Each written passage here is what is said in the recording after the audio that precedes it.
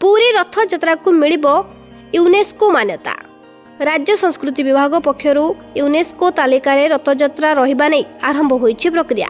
पूर्वरु चिट्ठी दिया जायतिबा बेले चलित वर्ष एने यूनेस्को को पठा जायछि रथयात्रार संपूर्ण तथ्य भित्तिक चित्र।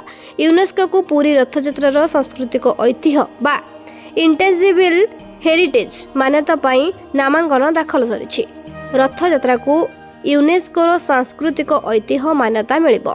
श्रीमंदिर प्रशासन राज्य संस्कृति विभाग जरिया यूनेस्को को चिट्ठी लिखिछि आउ रथयात्रा को यूनेस्को मान्यता मिलवा नहीं आरंभ होईछि। सेपटे शेष होईछि नामांकन दाखल। राज्य सरकार को ओडिया भाषा साहित्य एवं संस्कृति विभाग पक्षरु अनुमति मिलवा परे श्रीमंदिर प्रशासन नामांकन पत्र दाखल करिछि। तेबे अक्षय तृतीय ठारू आरंभ करी चंदन यात्रा, अणसर रथयात्रा और नीलाद्रि विजय पर्यंत समस्त नीतिकांति सह फुटेज मध्य दाखल करा जायछि।